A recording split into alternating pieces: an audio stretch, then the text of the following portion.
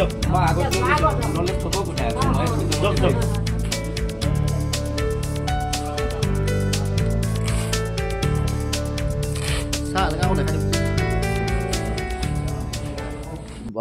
এইটোৱে বিচাৰোঁ যে যোৰহাট সমষ্টিত মই বহু বছৰ ধৰি আছোঁ আজি ৩৫ বছৰ আগতে প্ৰথমবাৰ বিধায়ক হৈছিলোঁ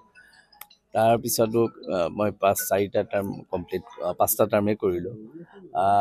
এতিয়া মই যিহেতু নতুন জেগাও পাইছোঁ সেই জেগাবিলাক যথেষ্ট পিছ পৰি আছে যোৰহাটৰ বাকী অঞ্চলৰ তুলনাত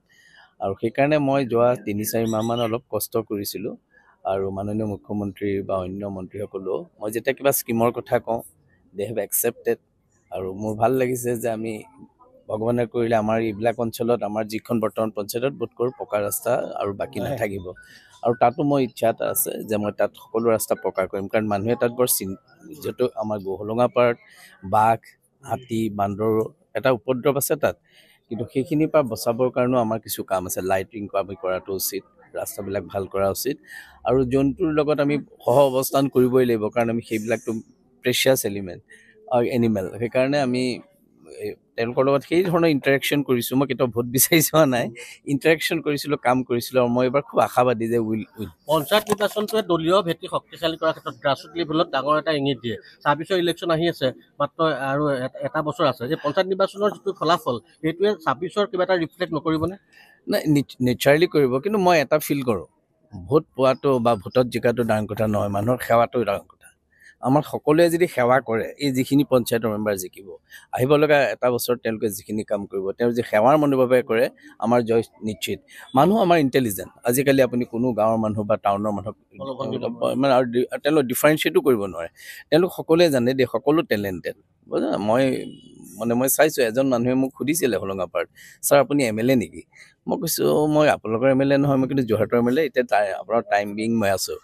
মানুহজনে থিয় হৈ মোক নমস্কাৰ কৰিছিলে কৈছিল ছাৰ প্ৰথমবাৰৰ কাৰণে মই MLA জনক লগ পাইছোঁ তেওঁ ৭৫ বছৰ বয়স তাৰমানে বহুত নেগলেক্টেড এৰিয়া আছিল গতিকে পঞ্চায়তবিলাক যদি হোৱাৰ পিছত সেই এৰিয়াবিলাকত আমি কাম কৰোঁ নিশ্চিতভাৱে ২০২৬ আমাৰ কাৰণে তাকে মই অলপ মানে আমি ষ্টাম্পটো মাৰোঁতে পুৰাকৈ পঢ়াগৈ নাই তাৰমানে পৰিছে কি বুলি ক'ম ৪ ভাগৰ ৩ ভাগ পৰিছে অকণমান হ'লেও অকণমান ৰৈ গৈছে অৱশ্যে অকণমান চিন থাকিলেই হয় কিন্তু সেই যে মৰাৰ সেইটো আমাৰ নাইকিয়া হৈ গৈছেতো হেঁচাটো যিমান দূৰত দিব লাগে প্ৰথমটোতকৈ অকণ কম হৈছে এইবাৰ নাই এইবাৰ খালি কাউণ্টিংটো ভালকৈ হ'ব লাগে মই হ্ৰাস পাইছে বুলি নকওঁ কিন্তু এটা এডুকেটেড ছেকশ্যন আছেতো তেওঁলোকে ভোট দিয়াটো খুব এটা বৰকৈ নাভাবে মই মোৰ নিজৰ পৰিয়ালটো মই দেখোঁ যে যিসকলে হাইলি এডুকেটেড আছে আমাৰ ভোটৰ কথা বুলি ক'লে অকণমান আহে গ'লেতো আহে কিন্তু মানে কিবা এটা হ'ল মানুহৰ মানে ৰাজনীতিৰ প্ৰতি এটা অনীহাৰ নিচিনা এটা এডুকেটেড মানুহৰ হৈছে যে মানুহে আকৌ সমালোচনা কৰাত কিন্তু ভাল তেওঁলোকে সমালোচনাটো কৰিব সমালোচনা আমাৰ কাৰণে সদায় ৱেলকাম সমালোচনা আমাৰ কাৰণে ৱেলকাম আৰু পলিটিচিয়ানক যদি সমালোচনা কৰে পলিটিচিয়ান আকৌ এট্ৰক্ৰেটিক হৈ যাব পাৰে নহয় সেইকাৰণে সমালোচনা হ'ব লাগে আৰু সঁচাটো কেতিয়াবা ভুল মোৰো হ'ব পাৰে স্বীকাৰ কৰিব লাগে মই ভাবোঁ যে আপোনালোকেও বুজি পাব যে কেতিয়াবা ভুল হ'ব পাৰে কিন্তু স্বীকাৰ কৰাটো ডাঙৰ কথা আৰু ৰাজনীতিত মানে এতিয়া মানে ষ্ট্ৰং মানুহ লাগে মই সেইটো বিচাৰোঁ আমিতো বহুত দিন থাকিলোঁ য়ং জেনেৰেশ্যনটো ষ্ট্ৰং হ'ব লাগে আৰু তেওঁলোকে ৰাজ্যখনৰ কাৰণে দেশখনৰ কাৰণে চিন্তা কৰিব লাগে নিজৰ কথাবিলাক চিন্তা কৰিব লাগে মই সেইকাৰণে দৰমহাটো সদায় ভাল দিব লাগে মই সেইটো কথা কওঁ আৰু মই না মই এইবাৰ মই খুব আশাবাদী চেঞ্জ হ'ব মই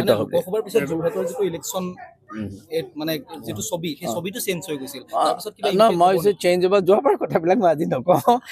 যোৱাবাৰ খুব কথাবিলাক কি আছে মই কাৰণে হয়তো আমি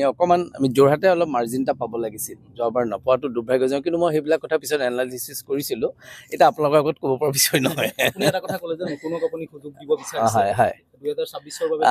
মইতো অলৰেডি কৈছিলোঁৱে মইতো অলৰেডি ডিক্লেয়াৰ কৰি থৈছোঁ কিন্তু এটা সমস্যা এটা হৈছে মই ভাবিছিলোঁ আমাৰ যোৰহাটৰ অভাৰঅল ডেভেলপ হ'ব আপাৰ আছামৰ অভাৰঅল ডেভেলপ হ'ব তেনেকুৱা এটা চিন্তাৰে মই কিছুমান কথা ভাবি আছিলোঁ অকণমান সেই চিন্তাটো জটিল লাগি আছে এতিয়া মই চাওঁ কি কৰিব পাৰোঁ এতিয়া আৰু আজি একো নকওঁ আজি আপুনি বিচৰা বাতৰি পাব কেৱল নিউজ 18 এপত নিউজ 18 এপ ডাউনলোড কৰিবলৈ স্কেন কৰক এই QR কোড গুগল প্লে ষ্টৰতো পাব এই নিউজ 18 এপ